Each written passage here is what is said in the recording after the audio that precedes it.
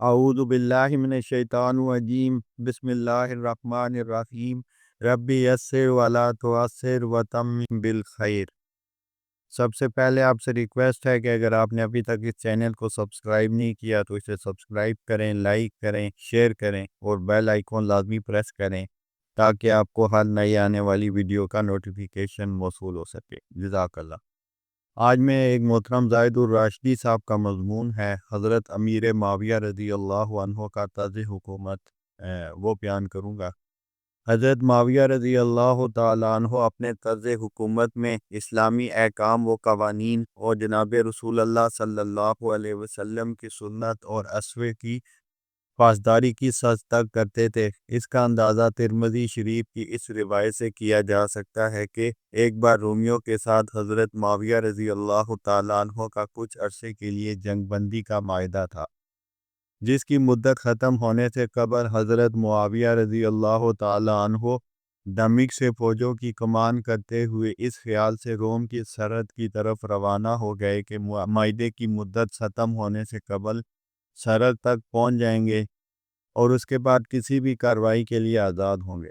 मगर अभी रास्ते में ही थे कि सहाबी रसूल हज़रत अमर बिन अबसा रज़ी अल्लाह ताला अन्हु पीछे से इंतहाई तेज़ रफ्तारी के साथ लश्कर तक पहुँचे और हज़रत मुआविया रज़ी अल्लाह ताला अन्हु को जनाब नबी करीम सल्लल्लाहु अलैहि वसल्लम के इस इरशाद से आगाह किया कि अगर तुम्हारा किसी कौम के साथ जंग न करने का मायदा हो तो मुद्दत ख़त्म होने से पहले अपनी फ़ौजों को हरकत में ना लाओ।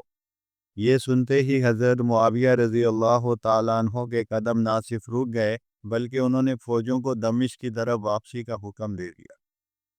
इसी तरह इमाम तिबरानी और इमाम अबू याला रहमुल्लाह ने अपनी सनद के साथ ये वाक़या नकल किया है, जिसके बारे में इमाम हाशमी रहमुल्लाह ने मजमउज़ ज़वाइद जिल्द 5 सफ़ा 235 या 34 में लिखा है कि रिजाल सकात। वाक़या ये है कि हज़रत मुआविया रज़ी अल्लाह ताला अन्हु ने एक रोज़ जुमे के खुतबे में खिलाफ़ मामूल ये बात कह दी कि बैतुल माल और गनीमत का माल हमारी मर्ज़ी पर मौकूफ़ है, जिसे हम चाहें देंगे और जिसे ना चाहेंगे नहीं देंगे। इनकी इस बात का किसी ने जवाब ना दिया। दूसरे जुमे को फिर उन्होंने ये बात दोहराई, फिर किसी ने जवाब ना दिया। लेकिन जब तीसरे जुमे को वही बात फिर कही तो एक शख्स खड़ा हो गया और हज़रत माविया रज़ी अल्लाह ताला अन्हु से मुखातिब होकर बोला कि हरगिज़ नहीं, बैतुल माल और गनीमत के अमवाल हम सब मुसलमानों के हैं। जो शख्स हमारे उनके दरमियान हाइल होगा हम तलवार के साथ इसका मुहाकमा करेंगे। जुमे के बाद हज़रत मुआविया रज़ी अल्लाह ताला अन्हु ने इसे अपने पास बुला लिया। कुछ लोग इस ख्याल से पीछे पीछे चल पड़े कि अगर कोई सख्ती की बात हुई तो वो सिफारिश करेंगे, मगर अंदर गए तो देखा कि हज़रत मुआविया रज़ी अल्लाह ताला अन्हु ने इस शख्स को अपने साथ तख्त पर बिठा रखा है और इसका शुक्रिया अदा कर रहे हैं। लोग जब वहाँ पहुँचे तो हज़रत मुआविया रज़ी अल्लाह ताला अन्हु ने उनसे कहा कि मैंने जनाब नबी करीम सल्लल्लाहु अलैहि वसल्लम से सुना है, उन्होंने फरमाया कि मेरे बाद ऐसे हुक्मरान भी आएंगे कि वो मिंबर पर जो चाहेंगे कहेंगे, कोई उनकी रोक टोक करने वाला नहीं होगा। ऐसे हुक्मरान जहन्नम में बंदरों की तरह छलांगे लगाते फिरेंगे।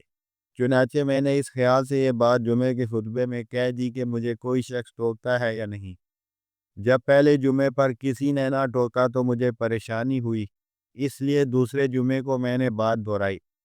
फिर भी कोई ना बोला तो मेरी परेशानी में इजाफा हो गया। मगर आज जब मैंने तीसरी बार वही बात कही तो इस शख्स ने खड़े होकर मुझे टोक दिया, जिससे मुझे तसल्ली हुई कि मेरा शुमार इन हुक्मरानों में नहीं होगा।